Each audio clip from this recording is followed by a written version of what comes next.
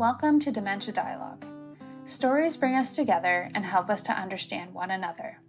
Our podcast gives people with lived experience of dementia a way to share their stories with each other and the broader community in order to increase understanding and connection and decrease stigma. In this episode of Dementia Dialogue, Jillian McConnell, guest host and knowledge translation specialist with brainXchange, speaks with Dr. Drs Naglie, Professor of the University of Toronto and Chief of the Department of Medicine at Baycrest Health Sciences, and Dr. Rapaport, Professor at the University of Toronto and Acting Head of Geriatric Psychiatry for Sunnybrook Health Sciences Centre. Drs Naglie and Rapaport join Jillian for an insightful conversation about dementia and driving. They explore how dementia can impact driving abilities, discuss when and how to make important decisions about continuing to drive, and when to consider if it might be time to stop. They also share alternative solutions and available supports for those navigating the challenges of dementia and driving and their family members. Let's get started. So, Dr. Rapaport, I'll start with you. Some may think of dementia as strictly memory loss. Can you explain how it might affect someone's ability to drive?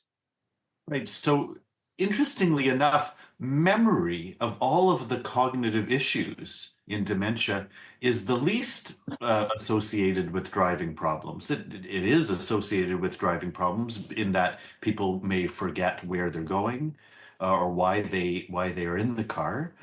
So in that, and when you forget something like that, that causes stress, which causes people to not be as focused behind the wheel. But there are other cognitive domains that happen that get affected in dementia that can significantly affect people's driving. And the evidence suggests things like attention and speed of processing are really important when you're driving. And because attention and speed of processing are often affected in dementia, that can lead to not being quick enough to respond to road hazards.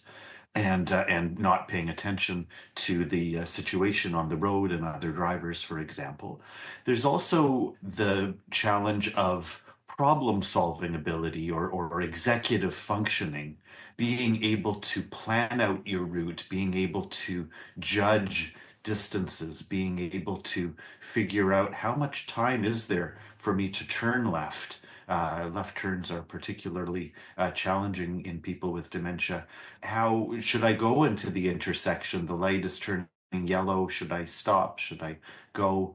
Those types of problems that have to be done in a very processed in a very rapid way are very challenging as dementia progresses. And again, dementia is not something that's either there or it's not. It progresses from very mild to moderate to severe. So as things get moderate, for sure, somewhat in any of those domains, attention, processing speed, executive function in particular, visuospatial skills, so being able to follow a map. There are a lot of distractions in today's cars, the GPS devices, everything that bings and beeps and shines in your face as you're driving. Ability to manage those becomes more difficult for sure by the moderate level, but even by the mild level, these things are more difficult for people with mild and very mild dementia than they are for people without. And Dr. Naglie, are there early signs that driving might be unsafe for someone that does have a dementia diagnosis? Yeah, so thank you for the question. Sort of expand a bit because I think Mark has alluded to some of these, but just to the question Mark was addressing, I think what's important is everyone with dementia may manifest somewhat differently.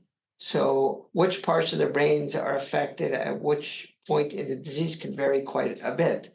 So even in the mild stages, there may be certain people where their ability to plan and organize and make judgments, focus on things, may be disproportionately affected to other people who at the beginning in their mild stage may only have memory type problems.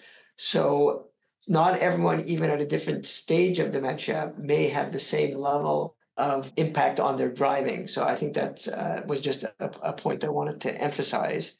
And then in terms of early signs, so I'll talk more generally and then talk about some specific driving behaviors that one can look at. But I think one of the early signs is people may start enjoying driving a lot less. They may become a lot more anxious when they're going out to drive, and maybe feeling less confident in their driving. Clearly, if they've had crashes, collisions, that would be a concern. If they're getting driving tickets for speeding or driving improperly, that would certainly be an important warning sign. And it's not only having a collision, but things like close calls could be important. And certainly someone driving with a person with dementia may be noticing that they're feeling more anxious when they're driving with them for reasons. Are other drivers becoming more annoyed with you, which they may demonstrate by honking their horn, for example? Things like not stopping at stop signs or red lights clearly is a big warning sign. But interestingly, people hesitating at green lights can also be an important warning sign. And the reason for that is their brain recognizes that when they get to a traffic light, it's telling them whether they can go or they have to stop. And because their brain is not working as quickly as it would normally, they're hesitating because the brain has to register, okay, it's a green light, so I can go. Getting lost while driving, it can be an important early sign. And then I'll go through some of the sort of driving skills or behaviors that you want to be looking out for. And one of the important ones is, are you able to keep yourself in the center of your lane, or is the car moving a bit back and forth between the lines that represent the lane you should be in? Staying within the speed limit, and that could be either driving too quickly or driving too slowly for traffic. Are you having more difficulty making lane changes? I think Mark alluded to making turns, especially left-hand turns across oncoming traffic. There may be you're keeping, your mind has to focus on the light. It has to focus on the speed of oncoming cars, and you have to keep an eye on pedestrians in the intersection. That's a very complex thing to keep in mind all at once. So as the dementia progresses, those are the types of things that become very challenging and at times very difficult to do. And certainly merging with traffic can become increasingly challenging because you need to monitor the speed of cars and make a decision on when it's safe for you to merge. So those are some of the more typical driving skills that can start declining and starting to cause more anxiety for you. Does someone with dementia have to stop driving immediately? So it depends. That's a really good question. Very often, dementia is not diagnosed until later stages. We live in a society where people make a lot of excuses. Oh, this person is just getting old. There's a lot of denial about cognitive impairment, so much so, and this is true for people with dementia, for family carers, and for family physicians. In our healthcare system, they're often dealing with multiple health complaints, and stages of mild cognitive impairment, mild dementia may be missed. So the question, does someone with dementia automatically have to stop driving? Well, it depends when they're diagnosed and when it's identified. If they're diagnosed at a severe stage, they absolutely must stop driving immediately. If they're diagnosed at a moderate stage because the milder stages were missed, they absolutely should stop driving immediately. Where it gets a little more gray is in mild dementia. Usually people with mild dementia very often, people with mild dementia can continue to drive safely.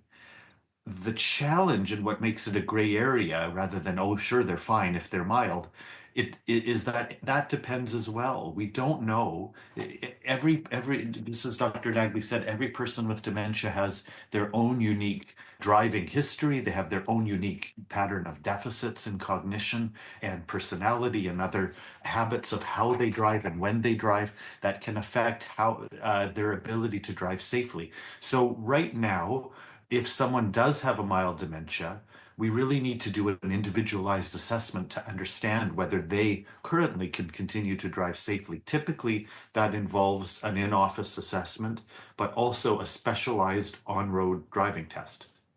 In order to make a diagnosis of dementia, you need to have evidence of objective cognitive impairment. But the other key element to a diagnosis is that cognitive impairment has to be resulting in a decrease in the person's ability to carry out their functioning of daily living, right?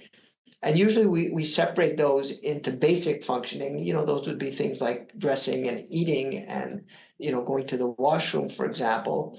And then we have what we call higher levels of functioning.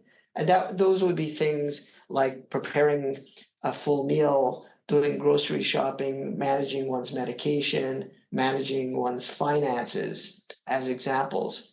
And this becomes important because we often refer to driving as the highest level of functioning. So what I like to share with people is if you have a dementia and it's starting to affect your ability to manage your finances, you're not able to manage your own medications, you need assistance from someone else. Even though all these functions are a bit different, given that driving is one of the most cognitively demanding of the functioning that we do, if you're having problems with these other areas, you should start actually thinking that there's a good chance that you're probably also having trouble with driving, because similar types of things are needed, right? To manage your finances, you need to be able to attend to information. You need to have a certain level of processing speed. So I think that can be very helpful when we have these discussions, is to frame it as driving is one of many higher types of functioning that we do on a regular basis. And if you're having problems with other things, there's a very good chance that you're having trouble with driving. So I just wanted to mention that as well. Well, that's a great segue, Dr. Naglie, because as has already been stated by you both, everyone is different. So will the person living with dementia always be able to recognize or have awareness that they're no longer safe to drive? So to a certain extent, I'm going to give a similar answer that everyone is different. And the key issue is loss of insight about the cognitive, the memory and thinking problems that you have, the functional problems that you have, is a characteristic of people with dementia. But what differs is how early in the course of their disease that they lose insight into their disabilities. So some people in the early stages are very aware of them, but there are others, even in the earlier stages, seem to have less awareness. And this is really relevant when it comes to driving, because people who have greater insight will often accommodate and change their driving. So they may stop driving in circumstances that may pose higher risk. They might not drive at night. They may not drive during rush hour. They might not drive during bad weather conditions. So they'll modify their driving and they'll drive less. So these are all things that will reduce their risk. Whereas, as you can imagine, people who lack any insight may not modify their driving to reduce their risk. So like we've been discussing, it's very individual and everyone is a bit different. So it's important for family and friends and for physicians to recognize the differences. And certainly in people who lack insight, it's much more challenging because they will challenge you when you suggest to them that you need to stop driving because the dementia, the medical condition that you have impacts driving in a very negative way, and you've reached a point that you're no longer safe to drive. They will argue with you because they don't recognize that they have any cognitive or functional problems, and those are more challenging circumstances. But at the end of the day, decisions about driving cessation, it's a bit of a team effort, the way I look at it. And to the extent that the person living with dementia is involved in that decision, the more you could do that, the better off you are. We know that the outcome for the person with dementia who has to stop driving is consistently better when they've been able to participate in the decision about when to stop driving and how to approach driving cessation. But you'd certainly want family and friends who have an awareness of their diagnosis to be aware that dementia will impact driving as it progresses, preferably having people who will drive on some type of regular basis with the person with dementia, looking at some of the red flags that we talked about earlier in the podcast, so they know what they're looking for when they're driving with them. So these certain driving behaviors like making left-hand turns, staying in the lane properly, all those types of things are things they can look out for, and they start seeing that these things are not being done very well. That's saying we're reaching a point that they have to stop driving. And then, of course, physicians and healthcare workers play an important role as well. And, so in that sense, you would like the physician to will have an awareness that people with a progressive dementia will reach a point that they have to stop driving, and they will assess in terms of doing regular tests of their cognition, getting histories of what other areas of functioning are being negatively impacted, and of course, potentially making referrals for the person to have a formal driving assessment in Ontario by an occupational therapist at a specialized driving center. Dr. Rapaport, can you share any tips on how best to have those respectful and productive conversations about the topic of driving with a family member or friend that has dementia? Yeah, so I think I agree with what Dr. Naglie was saying.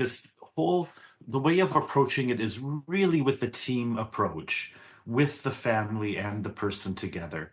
So the first step, and that's not easily done always, right? Because very often the family member has raised the concern privately with the physician and does not want the person with dementia to know that the family has raised that concern. So there's a certain amount of diplomacy that needs to be used with this. So very sensitively and carefully. Starts with education, the things that we started talking about how dementia affects driving, the fact that they have dementia and what that means.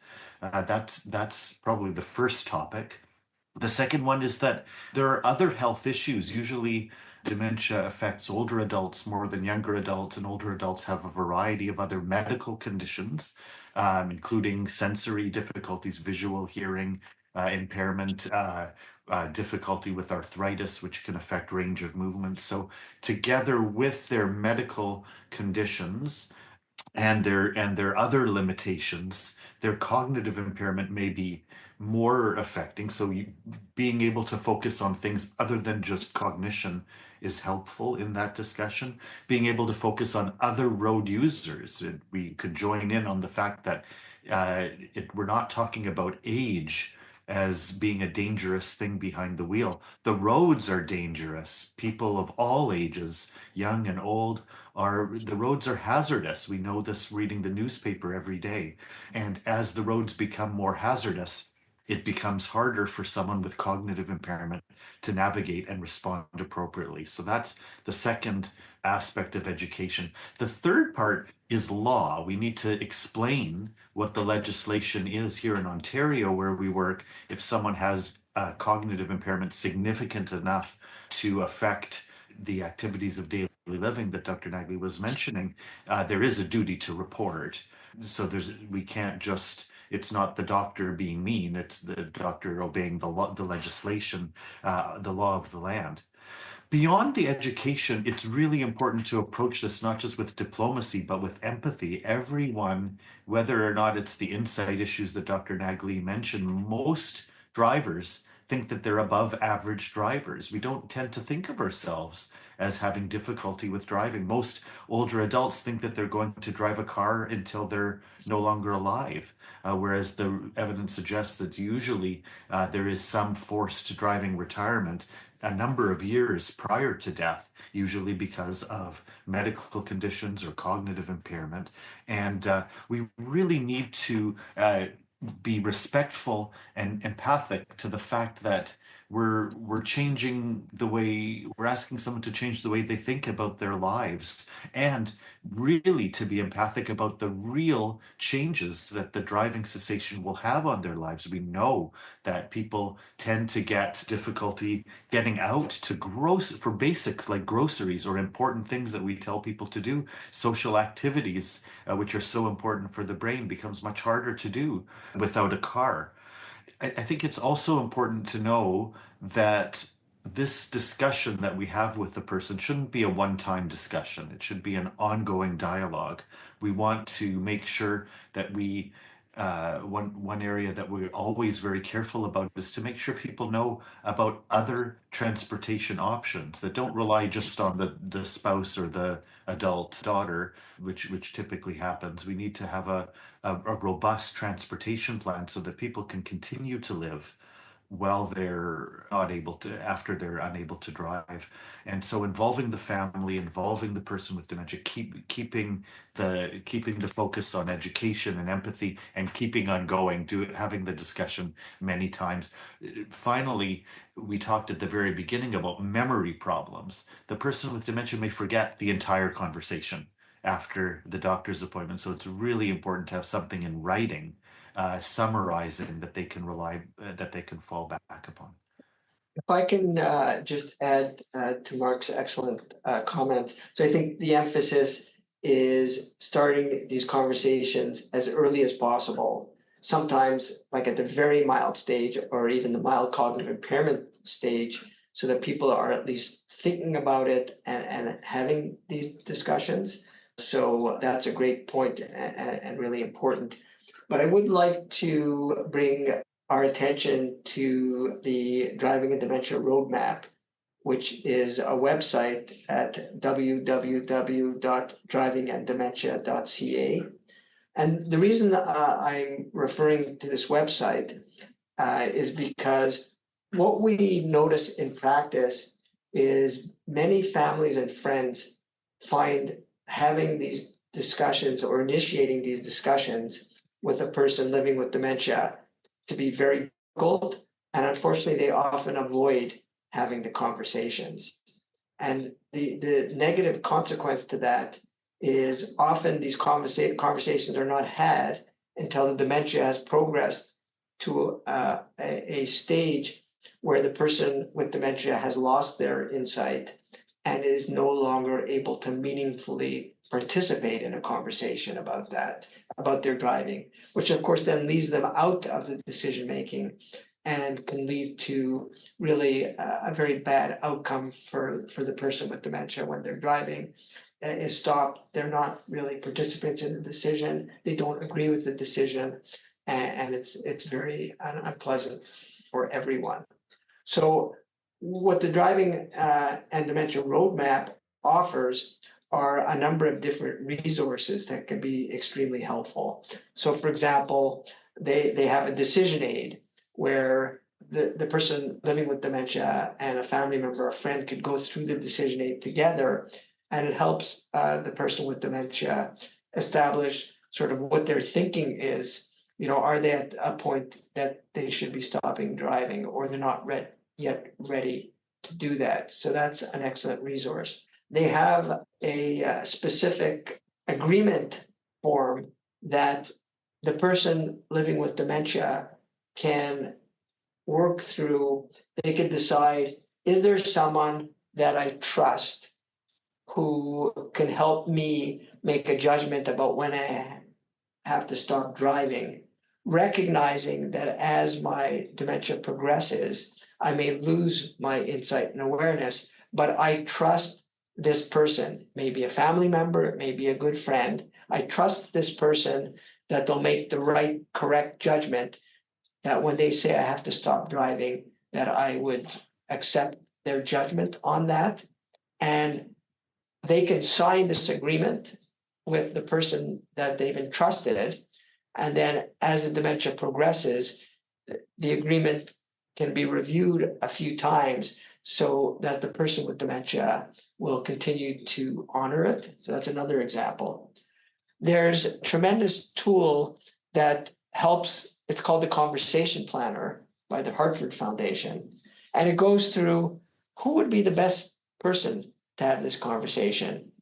When would be the best time to have this conversation? What should you include in your conversation? So it can be really helpful for people who are very reticent to have a conversation, or just aren't sure, they're unsure of themselves about how to approach it. That can really help them do that. And finally, there are several videos of examples of conversations between a family member or a friend and a person with dementia about the issue of driving. And I find those exceedingly helpful because you can model yourself and your conversation off of what you've seen in the video. And so there's all kinds of different resources in the Driving and Dementia Roadmap that could be helpful to thinking about this issue and giving you really good tips about how to have the discussion with the person with dementia. Thank you. And we'll be sure to include that resource in the show notes as well. So our listeners can go to our website, Dementia Dialogue or brainXchange, and they'll be able to access that there. So thank you for that. What is one piece of advice or reassurance that you'd like to offer families and people living with the dementia as they navigate this difficult process of driving with a diagnosis or after a diagnosis, and what that might look like for them? I actually have two pieces of advice, if you'll allow me.